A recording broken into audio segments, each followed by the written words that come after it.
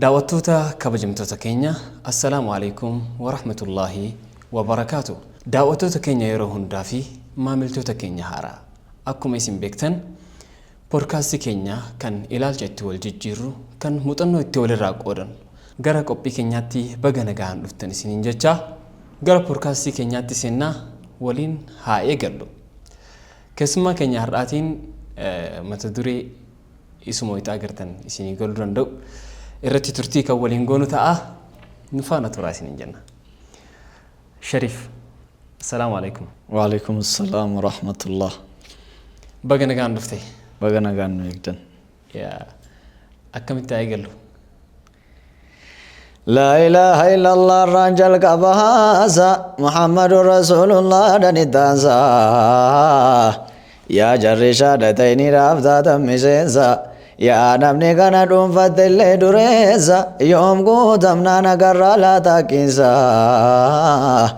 akkan godhu dhabeen yaanni nadamaasa of keessa deeffadde hafuura qobaasa yaanni kiyya gariif hin galle jaalaansa naaf hamsiisi yaa rabbi sumarga daawaansa rabbii koos gajeelaa garuun dhiisuwaasa ol qabee lallabee dubbadhus maal baasa ajaba kawaasilaayya nuun qaqqabee asaasa yoo namni faamee qofa faayidaansa qalbii keenya fagoo deemsisa karaansa walitti kuufamee nu ga'e baansa namni kana baachuu danda'u obboleessa dubbiin obbolummaa jabduudha jabeessa bakka kana beekaan itti deddeebisa yaa namni islaamummaadhaaf taatan miseensa rabbumaan nuun jedhe isin obboleessa waan jabeesseef qabaa meelaalaa jabeessa qubaatu argamaa obbolummaa keessa waan fagoo dhiyeessa obbolummaan diinii bifatili rifqiqaa yaa gaa'iral ka'unii.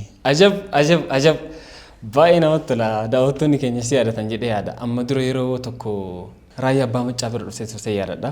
Waggaa lamaan tokko ga'uun oolu yeroo sana baay'ee dinqisiifannaa gaarii argattee namoonni baay'een sagalee ajaa'ibsiifatanii turanii raayyaan maal siin jedhe? Gaafa sana ustaaz raayyaa sirriidha waggaa lama gara sargeen ture dhufee isaan ziyaareen dhufee ture biyya kiyya iluu abbaa boorirraa ka'een dhufee jennaanii manzuumaa isaanii albama shanaffaarraa aadaaf baadhaan jira albamni isaanii kanaan duraan caalaansa gara jalqabaarraa gaafan jedhee jedhu dhaggeeffatanii wajjiniin illee viidiyoo waraabamnee turre achumaan dhaggeeffatanii maasha Allah kana booda manzuumaa koo kan barbaadde irra deebitee haaromsu sii fayyama godheen jira naan jedhan. Allah yaa kanaan nama biraatiin illee jedhu malu garuu ani yeroo jalqabaatiif dhagahe yeroo sana illee jechuudha. Waan quba qabuuf si gaafadhe. Kun yoo gammachuu sitti dhageessisaa nama hangafa aartii islaamaa keessatti akkasuma aartii oromoo keessatti illee hangafoota keessatti nama lakkaa'amuun sadarkaa kanaan hayyama argachuu keetiin gammaddeerta? Alhamdulillah jalqaba irratti rabbii ni'amaa kana na badhaase galanni haa qabu. Rabbii kanatti sagalee kana naa kennellee san galatoonfadha. Eegasii rabbii islaamummaa kana karaa islaamummaa laa ilaaha illallaatu walitti nu fide isaan faanallee ustaaz raayyaa birallee jechuudha. Islaama ta'uu kootiif gammachuu olaanaan qaba. Ittaansuudhaan immoo ustaazaa nama beekaadhaaf wallaalaa biratti sadarkaa qabu kan magaalaaf baadiyyaan isaan jaallatu kan ijoollee sabiyyiin namni guddaan marti isaan jaallatu. Rabbi jaalala kana kenneefi malleetta dabaluufi isaanirraa ayyama kana argachuu kootti baay'ee gammadaadha. Hayyee daawwattoonni keenya eenyuma namni kun jedhuu danda'a waan ta'eef ani beekamaan gara hojii keetiin jalqaba haa beekamuuf jecha akkasii jalqabnee turre maqaa kee guutuu fi iddoo dhaloota keerraa nu barsiisi. Maqaan koo guutuuni Shariif Huseeniin jedhama. Maqaan dhalootallee Sharafuu Huseen Firrisaati kan mattaawaqaa wanti garagaraatti hin jiru. Garuu miidiyaa irratti karaa Feesbuukis karaa Yuutuubis karaa Tiiktookis Shariif Huseeniin jira. Shariif Huseen Firrisaan jedhama. Bakki dhaloota kootii baadiyyaadha. Godinni Iluu Abbaaboori. Godina Iluu Abbaaboor keessatti baadiyyaa biyya Barrooyii jedhamu tan dhaladhe. baadiyyaa sana keessatti dhaladhe jechuudha. Kennaa kana yeroo kamirraa ofirratti beekuu jalqabde? Kennaa kana yeroon itti ofirratti beekuu jalqabee obboleessi kiyya tokko jira. Riyaadiluu jennaan jira. Inni baay'ee akkan waan kana irratti hojjedhuuf baay'ee na jajjabeessaa ture. Rabbiin humti na qarqaaree yeroo jalqabaatiif kanan gara aartii kanatti akkan dhufu of baraa dhufe eebba madarasaa wayii ture.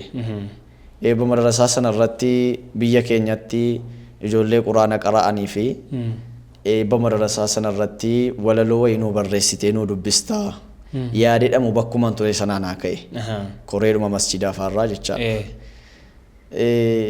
Sana booddan yaadi sun naa ka'e jennaan walaloo barreessuu akkasitti walaloo barreessee daftara irraa dubbisuu irra jedheen vooliyumii Ustaaz Raayyaa 27ffaa isaanii irratti yeedaloo kan isaanii fudheen walaloo mataa kootii itti barreessee ture.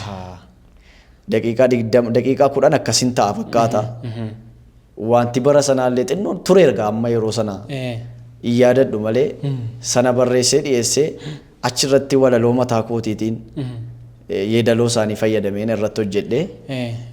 Raayyaan suni yaa faarfamtuu ummata nabiyyil mukhtaari yaa dargaggoo islaamaa yaalmaan nama gaarii beekumsa siifachi qoradduun of barii dachee biyya lafaa jeogiraafii fistirii information saayinsii waa'ee kompiitarii dagaagina biyya baayoo keemistirii oomisha guddina akkaataa industirii makaanikaal ta'uu siviil injinerii qonnaadhaan misoomuuf waa agrikaalcherii wa'annoo darbee durii nuuf dhaqqabuu yaala argannee ergamaa caala kan jedhu kanarratti walaloo ofii kiyya irratti barreesse achumaan bara 2011 nashiidaa gammannee jedhamu mucaa dhumtamma gara aartii kanatti akkan jajjabaadhu na godhu kun Riyaadiluu kuni nashiidaa gammannee jedhamu tokko barreesse. Meemmee yeedaloo kana waliin itti baasnaa kottuu naan jedhee itti baafnee gaafa itti baafnee ofuma keenya hojii jalqabaate waan ta'eef itti gammannee naan baadiyyaa keessaa nashiidaa kana istuudiyoo galchinaa Finfinnee deemnee baasnaa naan jedha. Maalessa kunoo haalli keenya akkuma waliin argaa jirrudha. Biyya kanaa kaanii dhaqanii nashiidaa kana Finfinneetti baasuun waan yaadamuudhaan jedhe. Sana booddee Rabbiin qarqaarsifannee jedhe hin danda'a waan jedhamu malee hin danda'u waan jedhamu sammuu kee keessan kaa'inii naan jedha mucaan kun. Ishennee mateenyee sana booda bakka namumti biyya sana keessaa ispoonsara nuu ta'e bara sana. Ispoonsara nuu ta'ee dhufnee nashiidaa gammannee jedhamu kana bara jijjiiramaa keessa Yebisraat Zeenaa Tasammaan gaafa ba'u nummoo gammannee kan jedhamu sana baafnee. Turee jira kaa yeroo ati jalqabde? Tureera. Baafnee jechumaanii hin galle nashiidaan sun illee hin dhaggeeffatamne illeedha. Namootuma naannaa keenyaatu dhaggeeffate malee akka kanattan jalqabee jalqabni koo. Isiisan yaadatta? Onnee waliiksituu waliif dhiige boo'ee harkaa wal jiigsituu jibba dhiige moo'ee afaan musliimotaa walitti mi'aayee alhamdulillahi galanni kee ta'ee.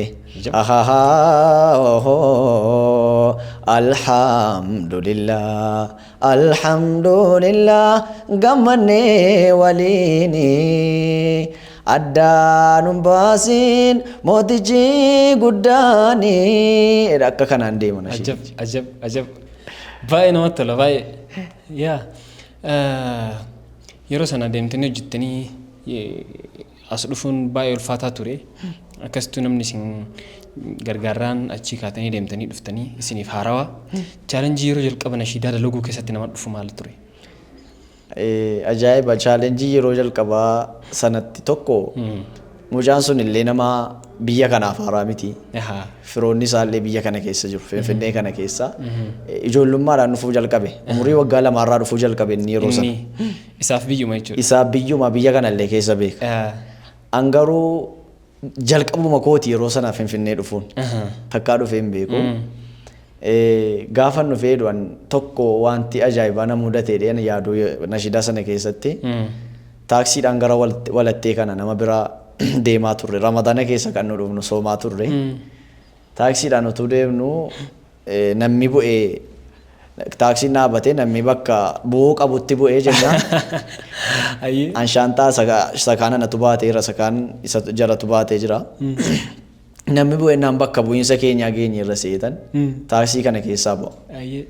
Namichicha isa bu'ee wajjin bu'ee taaksiin na dhiisee deeme. Inni keessatti hafee? Keessatti hafe. Taaksiin na dhiisee narraa fagaate shaantaa baadheen gara walattee gala. Shaantaa baadheen nuuree jedhee waamaan immoo riyaatii kana. Shaantaa baadheetan nuuree. Makiinaa fiigaartu makiinaa faana. Makiinaa faana shaantaa baadhee fiigichoo. Akka jarri darraa fagaatanii giddii beekaa makiinaadhaa dhaabanii achumaan naqeetti deebi'ee mudannoo kana jira. Eega mudannee istuudiyoo gallee jennee chaalenjiin nu mudate tokko yeroo jalqabaatti istuudiyootti reef dhiyaachaa irra. Dubbiin immoo akka sabakkeetti jedhamaa deemuu kana miti. Fakkeenyaaf nashiidaa kana manzuumaa kana bakkeetti saatii tokkos daqiiqaa 30 utuu walittiin kutin jedhamaa ooluu hin danda'ama. Gaafa istuudiyoo dhaqamu garuu istuudiyoo gateedhamu maqaansaa waan biraa nama keessatti uuma. Hedduu nu yaaddessee hedduu nu rakkisee innee gaafa dhaqnee jennu xiqqoosee wanti kun nu rakkisee innaan dabalataan illee meejeriin koo xiqqoo furdaadha kan saarra caala. Kan saamu meejeriin isaa qalloodha. Kana walitti fiduuf illee ganaa fiddaa hedduu fixanne. Utaalloon illee nu qabee puushaappii ganama kaanii ispoortii hojjennaa waan jenna. Chaalenjii baay'ee darba jechuudha. Namatti tola dhugaa. Chaalenjii baay'ee darba. Akkasitti yeroo jalqabaa namatti hin ulfaataa aartii keessatti namni hunduu aarsama kafaleetuma dhufe malee qallaalii miti salphaa miti. As geettanii amma hoo maaltu dhagahama aartii waliin? Amma alhamdulillah wanti natti dhagahamu. Tunillee sadarkaan ati irra geette kun milkaa'ina jettee yaadda aartii keessatti? Alhamdulillah. Rabbiin galanna gahu. Tokko akkuma sila adhuma gahuun kun iyyuu tola rabbiiti. Ammoo alhamdulillah ani kun namuma wallaalaa nama reef lafaa ol dhufaa kana sadarkaa kanaan rabbiin nagahee akkan gara kanaan sagalee kanaan ergaan uummata bira gahuun anaa fi faayidaa guddaadha. Yoo rabbiin itti na milkeesse ittiin gammadallee. Waan guddaadha dhugaa. Ammoo waan tokko dhagahee ture. Dhagahuu bareecheessu dhagahuu qabu xinnoo dhagahe. Haa ta'u garuu baay'ee nama ajaa'ibaa akka itti dhageessan taanaan jechuudha. Mee akkaataan ati bultiitti ijaaratte akkam ture? Akkaataan bultiitti ijaarradhe kun dhugaa dubbachuu fi namni baay'een hiriyaadhumti koo riyaadiluu sunillee sarpiraayizii nu gootee naan jennaan anumtuu sarpiraayiziin ta'een jedheen. Akkam sarpiraayizii taateeti? Akkamitti sarpiraayizii taateen bareeda. Namni anarraa argeeti wanti kun waan hin yaadamne ta'ee jennaan akka sammuu isaatti sarpiraayizii ta'e. Anammoo rabbuma kana sarpiraayizii na godhee yaada. Akkaataan itti fuudhee dhugaa dubbachuuf anumayyuu gaafan taa'e na dhiba na ajaa'iba. Akkaataan fuudha kootii kun naman fuudhe kanaa wajjin illee waliin beeknu walitti dhufeenya takkumaan beeknu halqabuunuma waliin beeknu. An akkaataan itti fuudhee ramadaana darbe kana keessa as masjidaa askoo badrii masjidii lafa dhamuun salaachisaa ture. Dhaqeechi gaafa naqu wantan kadhachaa ture jira. Du'aayin kadhachaa ture. Du'aayin kadhachaa ture keessaa tokko yookaan biyya akkuma namaa kana iddoo biraa deemee naqee kasbii kana kassabadhaa kasbii malaalaa kanaadha. yoonni immoo ta'uu dide immoo fuudhaadha biyya keessatti oonafe. Yaa Rabbi fuudhaan immoo waanuma ni yaadne wayinaa kennedhee Rabbiin kadhachaa ture. Galgala isaatii 12 taanaan amma nan taa'u masjidattan naqee of argaa. Amma azaaniin boode taa'een du'aa'ee kadhadha. Du'aa'ee kana immoo boo'een kadhadha malee qooseen kadhadha. Fuudhee jennaan immoo waama ciqiciqii hin qabne. Amma fuudhadhuu gali naan jedhanu malee. Nagaumaan. Isa 7 irraa deebi 14 irraa deebi 6 irraa deebi naan jedhanu kana. An biyya kana keessa namuma buna naa danfisee jaarsummaas nama ergadhu hin qabu yaa Rabbi. Uma nagaa wayii karuma nagaadhaan naa kennedheen Rabbiin kadhachaa ture. Achi guyyaa kaan jamaa wayii wajjiniin teenye jamaadhuma bira taa'ee soomaa ture wajjiniin du'aa'eedhuma kadhannu. Halkan 29 ta'u 27 ta'u Ramadaana kana hin yaadanne. Ani inshaallah shawaaliin keessaa mushurraadhaan hin jedheen du'aa'eedhuma kadhannu. Ani inshaallah shawaaliin keessaa mushurraan ta'an fuudhaan jedhe. Jennaan tokko keessaa yawwana waa qophaa'ee jiraa naan jedhe. Wallaahi umtuu qophaa'ee hin jiru hin jedheen. Ani inshaallah garuu shawaaliin keessaa mushurraadhuma hin jedhe. An callisee naa saara malee ma tokko hin beeku. Du'aa'ee kadhachaa irra sana booda shawaal guyyaa tokko soome guyyaa lammee soome gaafa guyyaa lammee sana as kanteriin ture bilbilli wayinaa bilbilama achumaan bakka ustaazota tokkoon qaba saahiboota gara dukam kana jarrii mucaan amma fuudhe kana na arganii meemmee dafii gottuu waasii argine yoo sii taateen fuuta meemmee kottuu laalladhu daddafii amma sammaa taaksii qabadhuu jedhu utuun nama tokkotti hin himin hiriyaan bira buletti illee utuun hin himin deemaan jira bakkaadheen deeme. Dukamiin deemee jennaan achumaan bakka mucaa kana fidanii jarri mana jaraa fidanii kunoo mucaa kana si argine akkam sii taati jennaan ilaalladhee naa taatiin jedhe. Achumaan mucaadhaan jennaan mucaanii galee mari'adhattee galtee haadhaanii naa ta'eeraa jette isinis. Achumaan haati bilbilanii nuu ta'eeraa jedhan. Galgaluma kana dhufnee jaarsummaa dubbanna kaa'edhanii. Jaarsoliin kun ustaazonni kun ishennee galgala magriba irra deemnee gaafa achi geenye jennu jaarsummaan dubbatame silaa jaarsummaa wanti dubbatamu hin jiru bakka wantumti jedhamu jedhame. Biyya keessan gabbaroon jedhamu kun hin jiru. Dhageettii waan akkasii. Jira gabbarri jira. Gabbarri jira ani irra caalaa isaa akkan yaadutti armeen kiyya illee baay'ee du'aa inaa kadhatu ganamaa galgala. Du'aan isaanii illee nafaana jiran natti fakkaata. Annaqee dhumannaan bakka eega dhufnee immoo dhiisnee hin gallu ni kaayedhannee gallaadhaan. Maal ammuma dhuftanii har'uma eeyyee. Achumaan maharii qabdee jirtaa jedhanii na gaafatu ustaazonni kun. Een qabee jiran jedhe. Bakka maharii kanaan achumaan ni kaanaa jedhanii. Ishi immoo eega ni kaayedhattanii immoo torban tokko nuu kennaayii jedhan maatiin. Ajaa'iba bar anamma kana hojuma rabbii ilaalaan deemaa jira. Achumaan torban tokko nuu kennaannaan ala nagaa mucaanii maharii kaffalatee ni kaayedhatee alaafinnetii mucaa kan qabu mucaa gurbaadha. Isinii bira mucaan taa'uu hin dandeessu bor dhufnee fudhannee gallaa ganama subii wayyaatti binnee jedhu. Maal lakkii torban lakkiin kenninu. Duukamii baanee bakka borumtaa isaa ganama dhufnee as finfinnee dhufnee jarri makiinaan nafaana dhufanii uffata bibbinnee maal jennee hin gallee deebine dukamitti. Achumaan mucaa manaan geenye kaanee ofii keenya ammoo sisirroofnee dhannee mucaa kana fudhannee achumaan dukamumatti fudhadhee galeen halkan tokko achi bullee borumtumuu dukam askoo kanatti nachi deebi'e jechuudha gara Addis Safarii.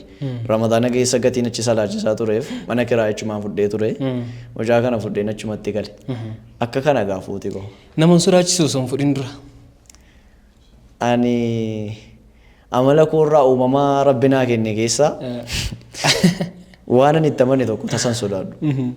Tasuman sodaadhu wantumti akka kana sodaa waan jedhamu natti hin jiru. Itti amaneera taanaan dafee itti amanu. Amaneera taanaan immoo inumani itti galee ilaala. Malee sodaama tokko hin qabuun. Nuhoo akkam goona. Wanti ishee akkuma atu jettee na gaafatte namni baay'ee wanti naasoo sodaatama jedhu. wantichi gaa kun egaa kennaan namaa garaagara ta'uu danda'a. Anaan garuu gaaffii natti ta'a. Namni tokko waan itti amane waan isa fayyadu tokko maaliif sodaatan jedha. Maaliif ennaan ani waa'ee sodaa dhabuu kana namni ka sodaatu waan adda addaatu jira waan nama sodaachisu. Akkamitti jiraadhaa? Akkamitti jiraachisaa? Wanni kun ammoo jireenya keessatti waa yeroo jalqabaatiif itti seentu boqonnaa haaraa akkamitti itti gaafatamummaa kana bahuu danda'a? Gaafii tokko lama miti gaafii lama sadiitu sidhamaasa gaafii 100 si fakkaata 1000 si fakkaata waan deebisuu hin dandeenye si fakkaata. Kun immoo yeroon ganaa fuuchuudhaaf jedhu miti kan na sodaachise. Eegan mucaa kana fuudhee galee sila fuuti koo eegan fuudhee dhagaame mitiire. Eegan mucaa kana fuudhee galee torban ga'ee na sodaachise. Maaltu immoo na sodaachise naan ofii sodaadhee miti. Namoota gurguddaatu naa gatii na jaallatanuuf naa sodaatanii naa yaaddaanii sodaan jalaa deebisee na sodaachise. Miidiyaa irraa arge namni hundiyyuu natti bilbilanii qashee kana qaraa isan fa'aa kanatu iyyuu bakka bu'ummaa manaa kana fudhachuun egaa hin jabaata innaan namni gara garaatiin naa yaadda'aniitu jirti. Naa yaadda'anii keessa bahee ustaazii tokko Finfinnee keessaa namni fuuchuu galaa ati immoo dhuftee fuutaa naan jedhe. Namni fuuchuuf gala gara biyyaatti. Ati immoo as dhuftee fuuta naan jedhe. Wanti kun yeroo sanatti na naasisee na cinqee na cannaqaa na dhiphisaa ture. Eegan fuudhe. Maaliif ani haqiiqa dubbachuuf irkoo rabbumatti hirkachuu kana. Rabbumatti hirkadheeruma waan kanatti gale malee akkanitti gale naafuu kanaaf gaaffii natti ta'e. Anamma gaaffii tokko si gaafadha iccitiidhaan jechuudha. Daawwattoonni illee akka hin dhageenyetti faayaa ni yaadne jechuudha. Namni biyya alaa deeme biyyuma isinii wayyaa fa'a jedha. Namni fuudhee immoo namni fuudhellee icciitii fuudha keessa jiru kan nutti hime hin jiru. Kun waan biraa nutti hima kun fuudha waan biraa nutti hima. Ati mee icciitiin fuudha keessatti argitee eega seente kan nutti himtu jira. Maaliif jennaan beekuu qabna nuun galle. Icciitiin fuudha keessa jiru namni kan inni dubbatu gara ammeenya isaa dubbata waa'ee fuudha kana keessatti. Maanta bultii keessa waa'ee isa dhugaa kan nutti waan nutti hin fakkaatu amannu nu. Gariin gaarii godhee nutti himaa gariin ammoo dura takka of argaa ka'aatii ittiin jarjarinaadha. Akkuma waliigalaatti nutti himati. Ani akka waliigalaatti waan ofii keetii agarte fuudha keessatti gammachuu argatte moo maal kan?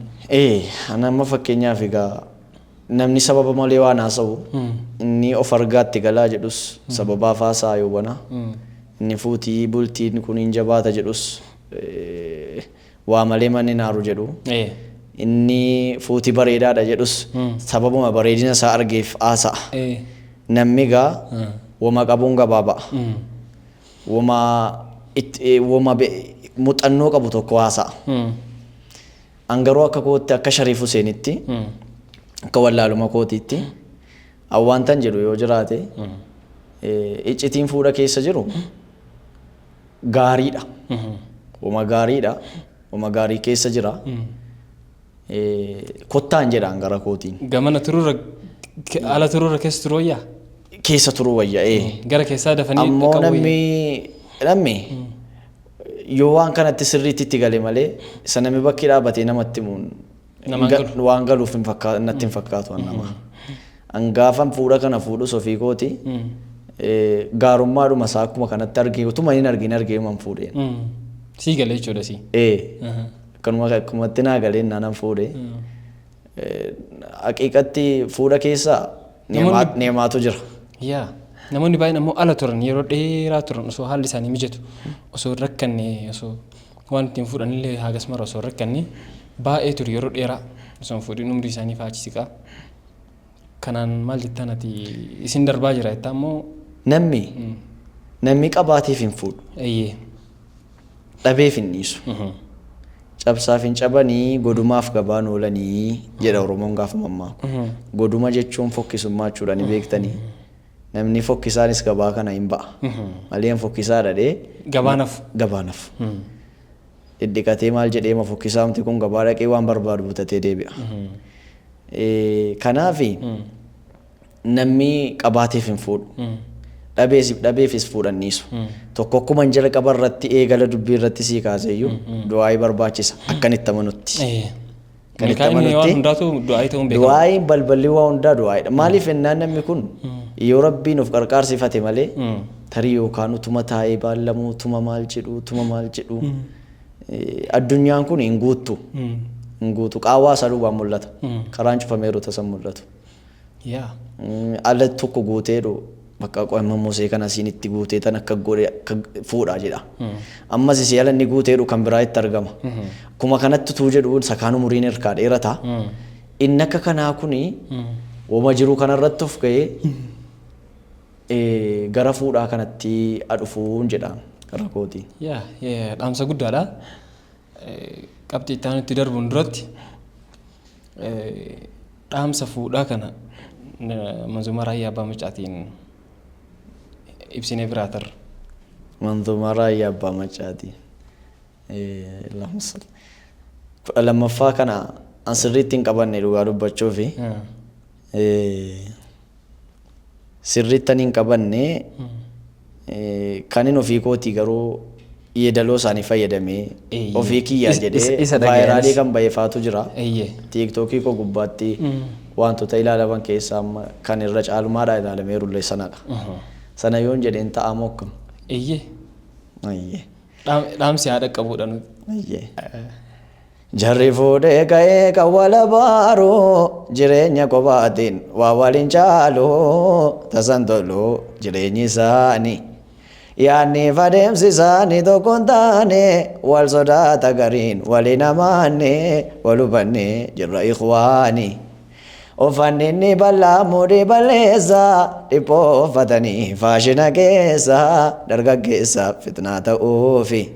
Gurbaan nagaa se'ee gaaffii dhiyeessa miidiyaa irratti argee haala qilleensa erguuf jaarsa jedheetti himnaani. Abbaa manaan qabaa jetti mucaani teekistii kees lammee natti hin ergiini nan eegini qaba jettiini. Kana maaltu fide ummata keenya nama qii dubbatu sammuusaa jeeqnaa qishnaa goona diinii kanaani. Abbaa manaa ta'abaa olee gaalaa isee magaalaa keessa fandalaalaa yoo galgalaa walgeenyi isaanii. Afaan jaraa kunoo waliin qajeelu kaballaaf dhiitichoodhaan walaleelu tasan tolu hayaanni isaanii. Natti hin dallanina yaa obboleessa jira gaariin namaa hinni gameessa kan jiruunsa taate taqwaani. Fuudha dhiisee ta'a gariin shabaaba jara fuudhe laalaan bardhugaa qaba jiruu gubaa taate sodaani. Waan jedhuun irratti barreessee ture. Ergaa guddaadha yoo itti fayyadaman waan baay'ee nama fayyadu ergaa sana keessa dabarsee baay'ee illee ilaalamaa ture yeroo tokko yaadadha. Hojii gaariidha. Qabxii itti aanutti taruuf ammoo sagaleen kee baay'ee nama dinqisiisaa namoota baay'eetti tola. Nashiidaa mataa keetii biraa kan hojjette yookiin kan hojjetaa jirtu amma irratti erga beekamtii argattee fudhatama hawaasa biratti argattee uummanni si jaalatee uummata keessa seenee waa'een kee uummata keessa gadi bu'ee booda nashiidaa mataa keetii kaatii hojjette jira. Nashiidaa mataa kootii kanan hojjedhe jira. Nashiidaa tokko manzuuma daqiiqaa 24 zulmii waan jedhamurra waggaa tokko duran hojjedhee ture. Isa dura immoo kan Ustaaz Raayyaa kavarii 5ffaa waa'ee seenaa Salmaan kan dubbatu kavarii godheen itti aansee manzuumaa kana gadhiisee ture. Baran immoo Ramadaana darbe kanatti immoo Adilii kan jedhu daqiiqaa 48 waan akkasii sun kanuma kootee jechuudha. Zulmii fi Adiliin keetii jechuudha. Wal simsiisteeti.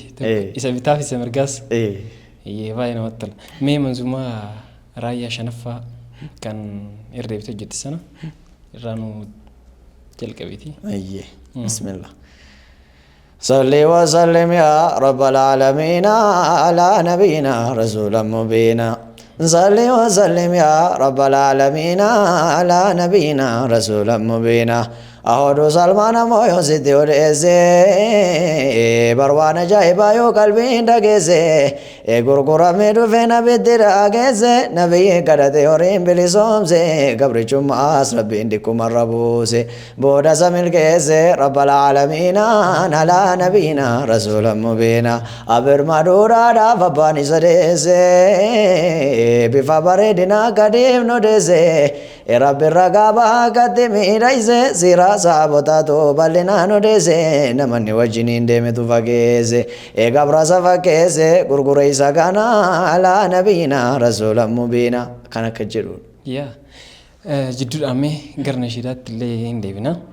Namni Ustaaz Kamaal Hebboo fakkaata sin jedhee beekaa? Ustaaz Kamaal Hebboo kana namoota baay'ee koomentii irratti nan arga. Karaa TikTokiitiin nan argaa ture duraanii amma immoo gara Facebookiitiin iyyuu namni baay'een dhufee Ustaaz Kamaal Hebboo fakkaata Ustaaz Kamaal Hebboo fakkaata fuulumaan jedhanii namoota baay'eetu barreessu koomentii irratti nan arga. Koomentii irratti nama baay'een arga. Qaamaan namni naan jedheen jiru. Fira ta'ittu moo akkam akkaataan isaa? Firummaa kanallee egaa wallaahi nama Ustaaz Kamaal Hebboo nama baay'ee jaalladhuuf dinqisiifadhuudha. Rabbi rahmataa godhuufi. Obboleessa isaanii argee ture. Dhiyeenya kana gara Adaamaa deeme. Obboleessa isaanii argee akkuma waan isaan argeetti gammadee hedduu footoolee wajjin ka'een ture suuraa obboleessa Kamaal Hebboo kana wajjin. Isaanii wajjin firummaa hin qabnu. Isaan baaleedha. Akkuma namuu beeku ani loo abbaa boorii. Egaa namni baay'ee wal fakkaata. Wal fakkaatee namni wal fakkaatuu danda'a. Akkasii ammoo hojiin keessanillee wal isin fakkeessaa. Hojiin illee wal fakkeessa. Bareedinni sagalee baay'ee sagalee keessattuu walitti dhiyeenillee jirullee jira. Yaa kuni hojii marabbiiti jennee yaadna. Ati yeroo dheeraadhaaf raayyaa abbaa macaa dhageeffattas dinqisiifattas hojii isaallee hojjettaa amma innis akkuma jalqaba irratti kaasne hayyamallee agarsiisii kennee takkatti fudhatama guddaa argattee jirta. Raayyaa hojii isaa keessaa haga inni gara hojiiwwan 40 jalatti dhiyaatan hojjete kana keessaa kam dinqisiifatta? Hojiiwwan isaanii keessaa hundumatti sa'ana biratti kan hedduu dinqisiifatamudha. Anzumaan isaanii hundiyyuu martiyyuu jechuudha. Kanan keessaa kana dhungabu. Namni keessaa filachuu danda'a. Angaruu filachuu hin danda'u.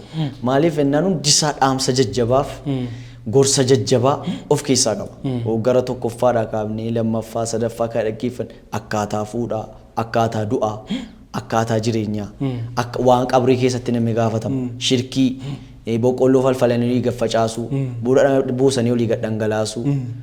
Waan namni kun baay'ee keessa turu tooyida barsiisaa ture.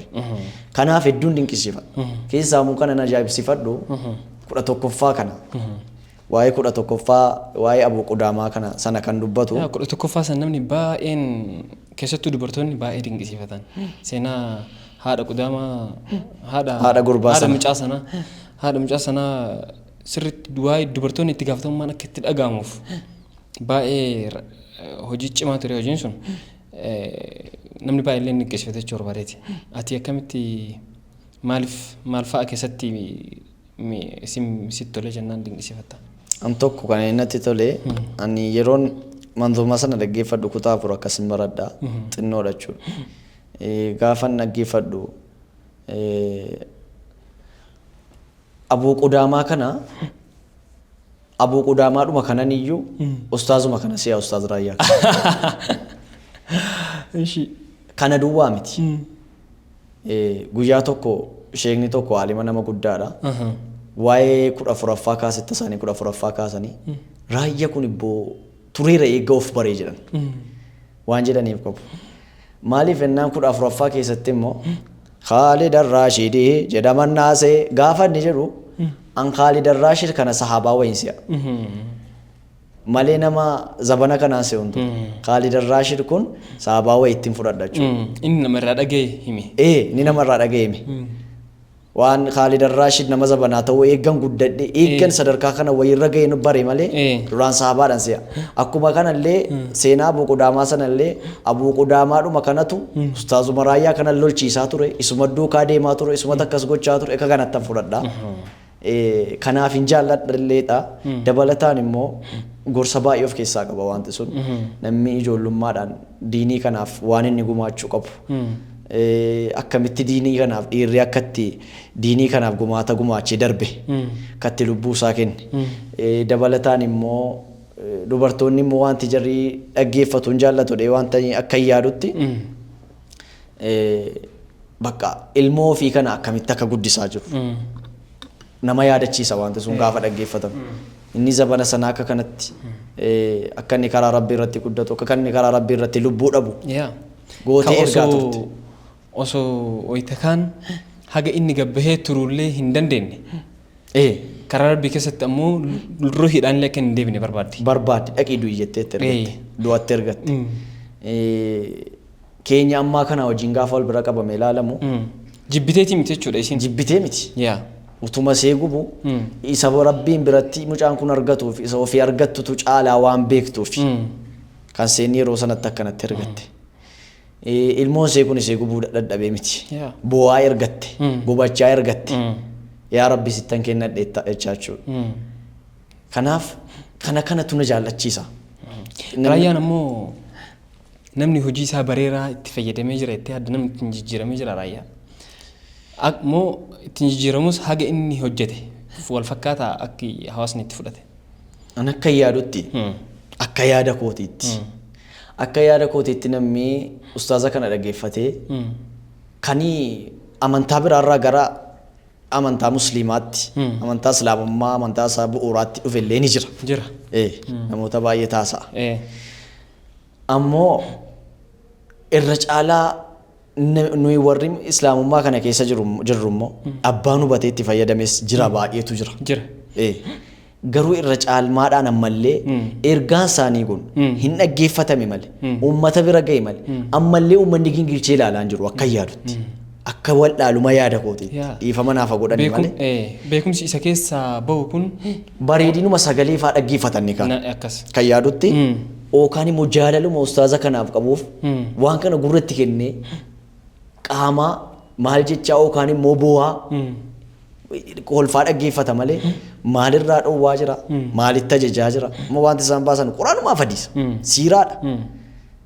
Garuu namni waan kanatti fayyadameera hin jedhuun akka isaan itti uummata bira sagaleen isaanii ga'ee jiruun uummanni fayyadameera dhee yaadu ammallee. Inshaallah gara fuulduraatti waan kana irra deebi'ee dhaggeeffate. Dhaloonni wahii ittiin ka'uu danda'a jedhee yaadaan meeshaa warraaqsaa wayita inna fa'a jedhee yaadaan raayyaa kana. Meeshaa warraaqsaa ta'ee gara fuulduraatti dhaloonni wahii yookaan ammaa kunillee beekuu hin danda'in. Dhaloonni wahii ittiin ka'a. Dhaarannoo ka'umsaa haasaa raayyaa kana wayii ta'a qaanqeen isaa ibiddi isaa haasaa raayyaa kana wayii ta'a yaada jedhu wayii fa'aatu sammuu kee dhufa yeroo hedduu. Yaa namni akka gargaraatti hubatuu danda'a. Sun akkasi. Ati ammoo raayyaa isa 11ffaa kana zamuuna ka beeksisaa jirtu argee hojii haaraa ati harkaa qabdu jedhee yaada. Akkam yoom hojjette gadhiifamee jiraa? Hojjedheen jira maxumureen jira sagalee kennee fixeen jira gadhiifamne. Stuudiyoo jira? Stuudiyoo beeksisuma isaa tommaa fi mawanaatti beeksisa lamarraa hojjedheera waan daqiiqaa 30 wayii ta'u beeksisuma isaarran jira. 11ffaa kanarra deebi'ee tan haaromsee jira jechaadha. Yaa guutuusaa? Guutuusaa. Inshaallah amma gidduu kanatti gara yuutuubii kiyyaarraan nama qaqqabadhee yaada yoo rabbi jedhe. Yuutuubiin kee maqama keessa hin jira? Maqaa koo Shariif Huseenumaan jira akkuma TikTok irraati. Ayyee raayyaa 11ffaa kana keessa iddoo sitti tolu affeeri. Ayyee.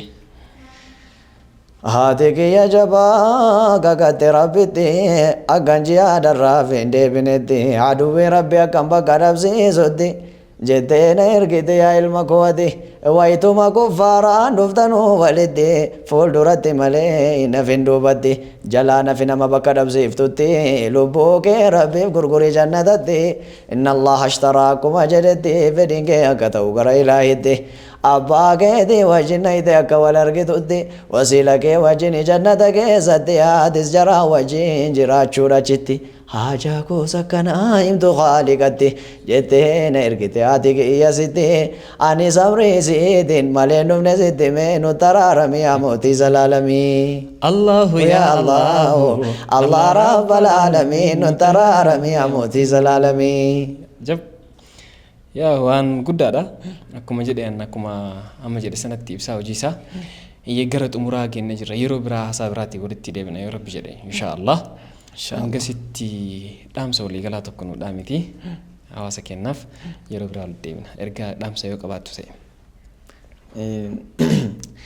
namni kamtuyyuu waan uumameef qaba alaamaa waan uumateef qaba rabbiin ilma namaa kana waan ta'eef tokko rabbumaan kanaan gabbaruudhaan islaamummaa kanaan gammaduudhaan ajiraan nuun jedha itti aansuudhaan munshidootaafis akka munshidootaatti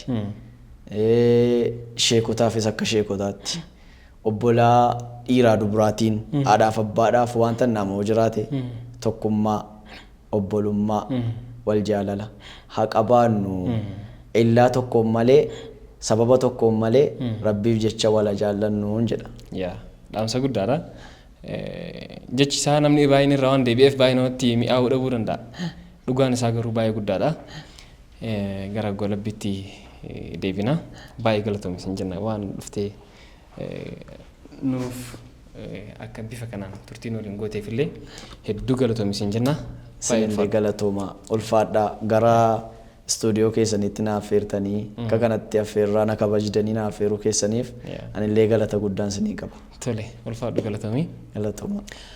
Daawwattoota keenya yeroo hundaa fi maamiltoota keenya haaraallee taatan hundi keessan qophii keenya poodkaastii yeroo hunda darbu torbaaniin al tokko isiniif darbu faana bu'uudhaa yeroo hundaan waliin ta'aa isiniin jechaa gara dhuma sagantaa keenyaatti dhufnee jirra. Dhuma sagantaa keenyaatiin dhaamsas ergaas waan hedduu asirraa siinqeffattanii akka bahaa jirtan shakkii tokkollee hin qabu. Hanga qophii keenya itti aanu walitti deebinutti nagaan nuuf turaa isiniin jenna. Nurraan fagaatina. Assalaamu alaikum wa rahmatullahi wa barakaatuh.